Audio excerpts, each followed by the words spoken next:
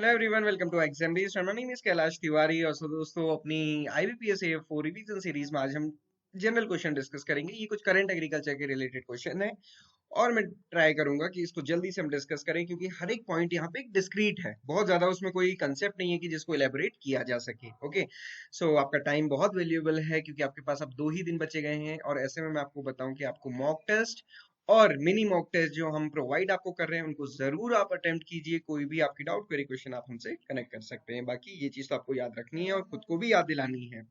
Law of attraction काम करता है, भरोसा रखिए, आपका सिलेक्शन जरूर होगा। और अपने आप को भी बार बार इस भरोसे के साथ पढ़ने के लिए बैठाइए। ओके, सो सबसे पहले ये क्वेश्चन डिस्कस करते हैं। आप कहेंगे करंट एग्रीकल्चर में कौन सा क्वेश्चन ले आए, तो ये मैंने अभी एक दिन परसों शॉर्ट्स बनाया था, तो मैंने उसमें क्वेश्चन पूछा था कि कौन सी ऐसी फिश है जो कोल्ड वाटर, फ्रेश वाटर और साथ ही साथ मरीन वाटर में, ब्रैकिश वाटर में भी हमें देखने को मिलती है। देखिए यहाँ पे तो हालांकि क्वेश्चन अलग है कि कौन सी इसमें कोल्ड वाटर फिश है, और इसका आंसर, करेक्ट आंसर यहाँ पे ट्राउट है।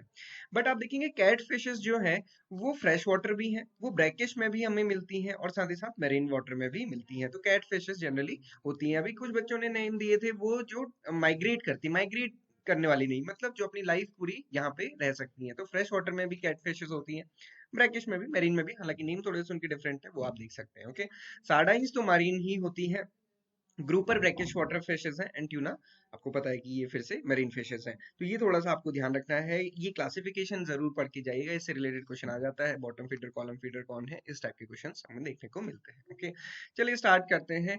आज का क्वेश्चन है पहला, who won the world food prize for 2023 and Norman Borlaug award 2023 में किसको मिला। इंडिया के लिए बहुत अच्छी बात इसलिए है क्योंकि नॉर्मन वॉरलॉग अवार्ड इस बार इंडिया से मिला है। और जो वर्ल्ड फूड प्राइज है 2023 में, वो हाइडी कून को मिला है। मैंने इस पे एक डिटेल वीडियो भी बनाई थी कि हाइडी कून है ना, फ्रॉम वॉर टू वाइन्स करके इनका है, कि इन्होंने जो वॉर के एरिया थे उनमें वहां पे वाइन्स कल्टीवेट की हैं, जितने भी वॉर में अबेंडन एरिया रहते हैं। तो बहुत अच्छा उन्होंने काम किया है। स्वाति नायक जो है, बियाना दीदी भी इन्हें कहा जाता है, इन्हें नॉर्मन बोरलॉग अवार्ड से सम्मानित किया गया। ओके, नेक्स्ट क्वेश्चन है कि गवर्नमेंट ने कौन सा एक एडवांस एग्रीकल्चर डेटा मैनेजमेंट का प्लेटफॉर्म बनाया है, जहां पे एस्टिमेट से रिलेटेड सारी चीजें हमें मिल सकती है, प्राइस, रेट, प्रोक्योरमेंट, स्टॉक से related. Agri state, agri exchange, उपज, directorate of economics and states, none of the above. यहाँ पे करेक्ट आंसर है ये उपज है। इसके अलावा आप देखेंगे इकोनॉमिक्स एंड स्टेट्स में भी पहले हमें प्रोडक्शन डेटा मिलता था, एग्री एक्सचेंज में हमें मार्केटिंग का डेटा मिलता है, बट उपज में ये सारे एग्रीकल्चर रिलेटेड डेटा वहाँ पे दिए जा रहे हैं।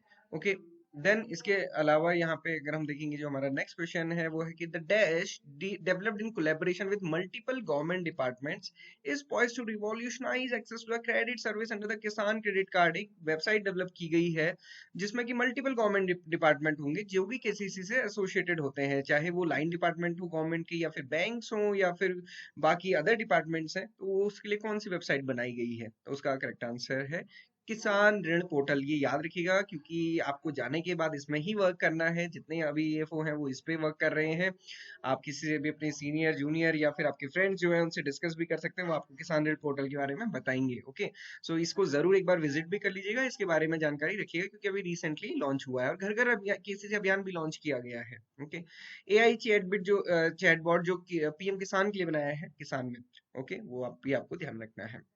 तो नेक्स्ट क्वेश्चन है कि GVA contribution livestock to the total agriculture in the allied sector में कितना है। तो मैंने आपको जो कल वीडियो बनाई थी उसमें मैंने आपको बताया था कि हम दो टाइप से देखते हैं, एक तो टोटल में कितना है, और एक उसके साथ साथ हम देखते हैं कि जो एग्रीकल्चर में कितना है।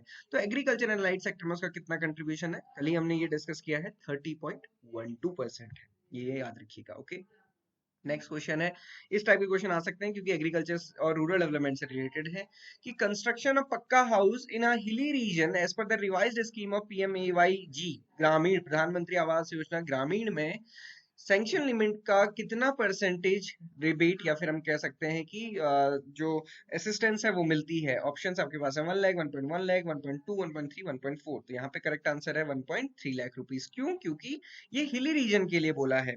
अगर वो रूरल प्लेन रीजन होता तो यहाँ पे करेक्ट आंसर 1.2 लाख रुपीस होता। तो याद रखिएगा, रूरल एरिया में घर बनाने के लिए जो भी प्रेजेंट में सब्सिडी है, अगर वो प्लेन एरिया है तो वो 1.2 लाख रुपीस है, और अगर हिली एरिया है तो फिर वो 1.3 लाख रुपीस है। इस टाइप के क्वेश्चन पूछे जा सकते हैं, क्योंकि ये रूरल एरिया के लिए ही स्कीम है। ओके, द नेक्स्ट क्वेश्चन है कि birth anniversary of doctor Verghese Kurien साहब की नेशनल मिल्क डे हमने जिस दिन सेलिब्रेट करते हैं वो कौन सी डेट पड़ती है। इसके साथ साथ यहाँ पे आप ध्यान रखिएगा उस दिन अवार्ड्स भी दिए जाते हैं। तो इसका करेक्ट आंसर है 26 नवंबर। उस दिन डॉक्टर वर्गीस कुरियन साहब का बर्थडे होता है। देन ये क्वेश्चन है, what is the limit of collateral free loans under the agriculture. Students में कई बार कंफ्यूज हो जाते हैं जब हम पूछते हैं कि मैक्सिमम लिमिट क्या है केसीसी की, स्टूडेंट कंफ्यूज हो जाते हैं। हम पूछते हैं मैक्सिमम लिमिट क्या है जिसमें कि इंटरेस्ट सबवेंशन मिलेगा, स्टूडेंट कंफ्यूज हो जाते हैं। आप हो सकता है कि आप कंफ्यूज ना होते हुए क्योंकि आप ने पढ़ा हो और मैं तो कई बार इसको समझा चुका हूँ। अगर आप मुझे रेगुलरली फॉलो करते हैं तो ये क्वेश्चन में आपको काफी कंफ्यूजन नहीं होगा, बट मैं फिर भी देखता हूँ कि जब हम इंटरव्यू में स्टूडेंट से पूछते हैं तो कंफ्यूज हो जाते हैं। तो जो मैक्सिमम लिमिट है केसीसी की, वो मैक्सिमम लिमिट एरिया और स्केल ऑफ फाइनेंस पे डिपेंड करती है। तो कोई कम लिमिट नहीं हो सकती। हम ये नहीं कह सकते कि 3 ही लाख रुपए है, कितनी भी हो सकती है, डिपेंड करता है फार्मर की जो लैंड है उस पे और स्केल ऑफ फाइनेंस पे। एक डिस्ट्रिक्ट में पर्टिकुलर एरिया पे डिफरेंट फाइनेंस भी हो सकता है। मतलब आप मान लीजिए कि उत्तराखंड के कोई डिस्ट्रिक्ट है, हरिद्वार डिस्ट्रिक्ट है, और उत्तर प्रदेश का सहारनपुर डिस्ट्रिक्ट है। दोनों जगह फार्मर के पास 2 हेक्टेयर लैंड है और दोनों ही जगह सेम क्रॉपिंग पैटर्न है, बट दोनों की केसीसी लिमिट डिफरेंट होगी क्योंकि दोनों जगह स्केल ऑफ फाइनेंस डिफरेंट होगा। Okay? इसलिए ये कोई भी चीज फिक्स नहीं है। मैक्सिमम केसीसी लिमिट जिसमें इंटरेस्ट सबवेंशन दिया जाता है वो 3 लाख रुपीज है और कोलेटरल फ्री 1.6 लाख रुपीज है। केसीसी अगर एनिमल हस्बेंड्री फिशरीज के लिए बोलेंगे तो फिर वो 2 लाख रुपीज है।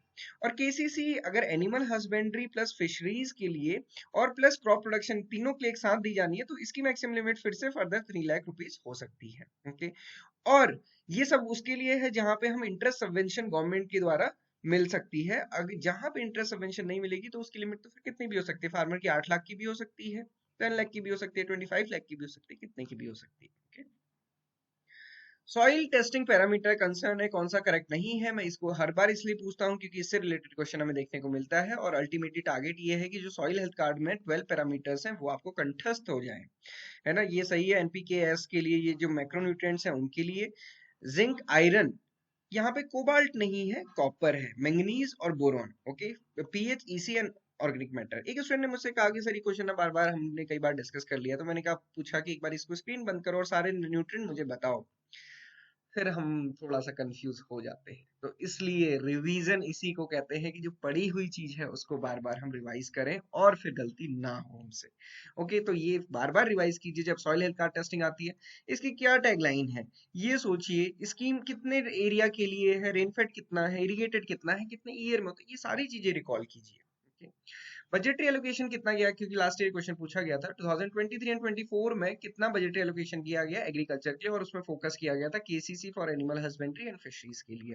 तो ये था 20 लाख करोड़ रुपीज। उससे पहले था 18.5 लाख करोड़ रुपीज जो पिछली बार पूछा गया था। इस बार जो है 2023 एंड 24 बजट के लिए जो खत्म होने वाला है अब ईयर, 20 लाख करोड़ रुपीज इसके लिए था।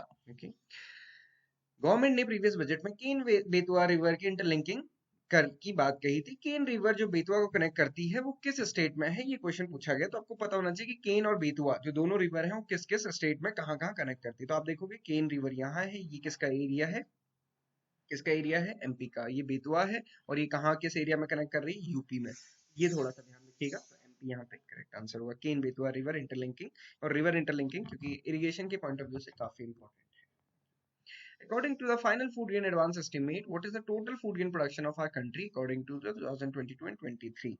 हालांकि अभी फर्स्ट एडवांस एस्टिमेट भी आ चुका है, बट वो क्योंकि खरीफ का है तो हमने इससे पहले वाले को डिस्कस कर रहे हैं।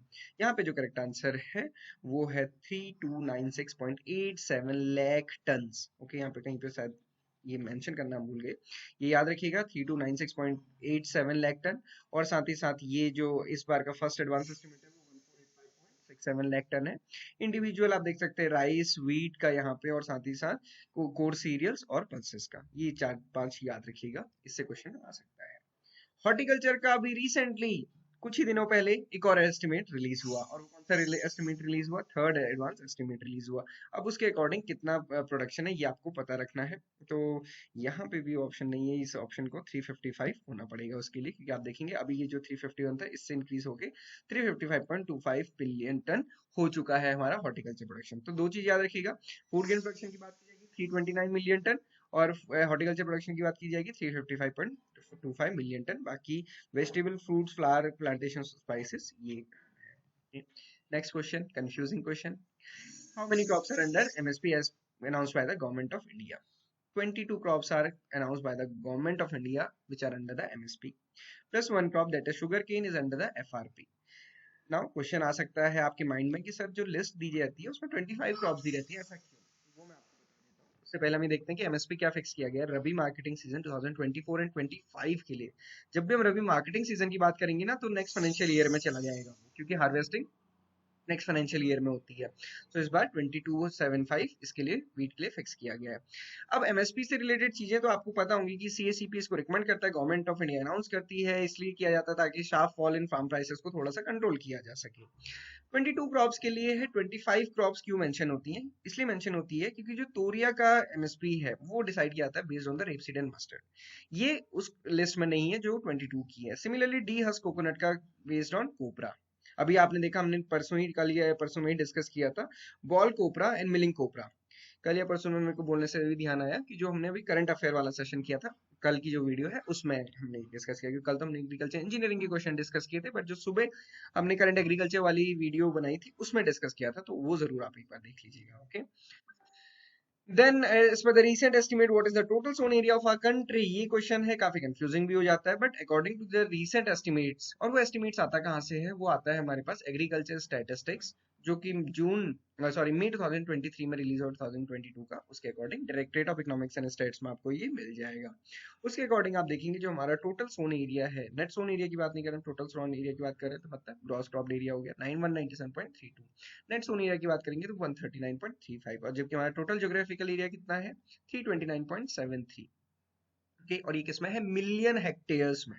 सारा का सारा यहाँ पे यूनिट भी मेंशन किए, मिलियन हेक्टेयर्स में। ओके, नेक्स्ट क्वेश्चन की तरफ चलते हैं। क्रॉपिंग इंटेंसिटी की बात की, हमारी क्रॉपिंग इंटेंसिटी कितनी है? अब आपको इसमें डाउट हो जाएगा, या अगेन एग्रीकल्चर स्टैट्स के अकॉर्डिंग आप देखेंगे 141.60 है, बट आप एग्रीकल्चर सेंसस देखेंगे तो उसमें 137 या 139 के अराउंड है। तो ये इतना थोड़ा बहुत वेरी करती है क्योंकि सबका बेस ईयर डिफरेंट डिफरेंट होता है। ये 2018 एंड 19 का है, एग्रीकल्चर सेंसस में देखेंगे 2015 का वो डेटा होगा, तो ये ऊपर नीचे वेरी करता है, इसलिए थोड़ा हो सकता है, बट आपको एक रेंज याद रहनी चाहिए, और बहुत बिल्कुल अगल बगल वाले ऑप्शन तो नहीं पूछे जाते हैं।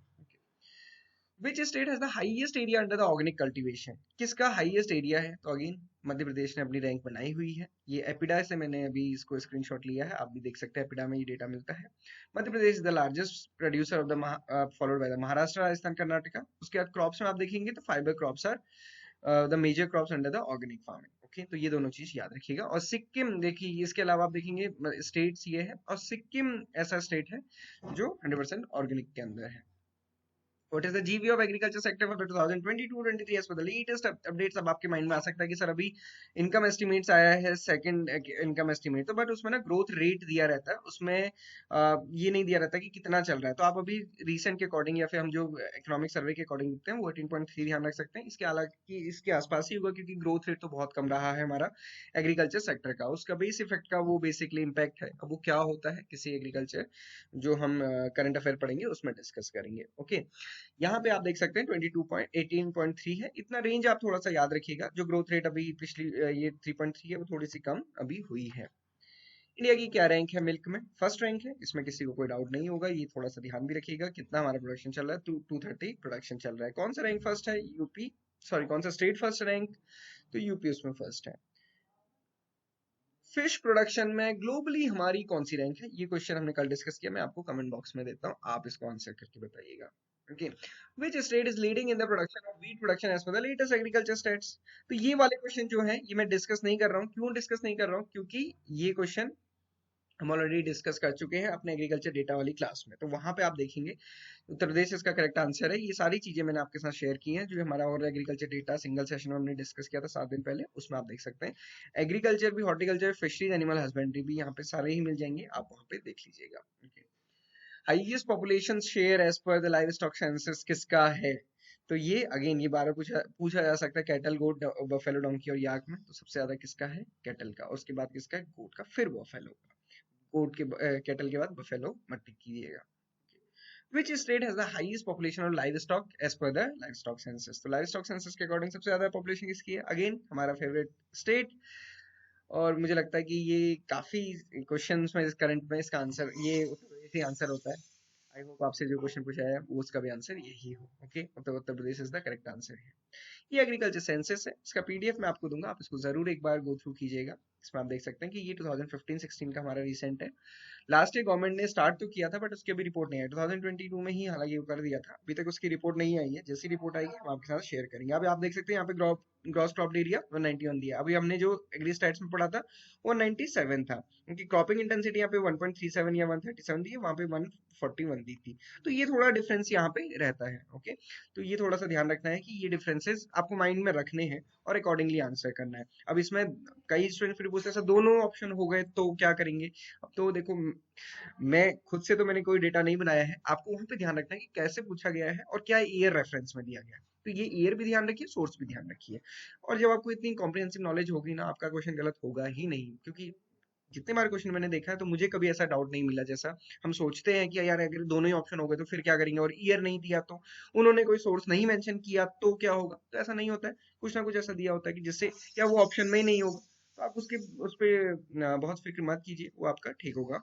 एवरेज लैंड होल्डिंग हमारी 1.08 हेक्टेयर है, मतलब स्मॉल फार्मर सबसे ज्यादा है, मतलब स्मॉल फार्मर की रेंज में है, बट आप सबसे ज्यादा फार्मर देखेंगे तो मार्जिनल फार्मर्स ही है। This is all for today. Time आपका कम वेस्ट हुआ और आप ज्यादा चीजें कर सके, हम आपको मिनी मॉक टेस्ट देते हैं। आई होप कि आप उसको अटेम्प्ट कर ही रहे होंगे और बहुत अच्छे से इनको प्रिपेयर कीजिए। कोई भी इशू आता है, डाउट आता है तो आप हमें कनेक्ट कर सकते हैं। प्रिपरेशन कीजिए बहुत अच्छे से, खुद को भरोसा दिलाइए, कोई रीजन नहीं है कि आपका सिलेक्शन ना हो। पढ़ाई कीजिए, जो आज तक नहीं किया वो इन 2 दिन में कर दीजिए, ताकि ये 2 दिन या फिर वो एग्जाम का दिन आपके लिए हमेशा यादगार बन जाए। All the very best.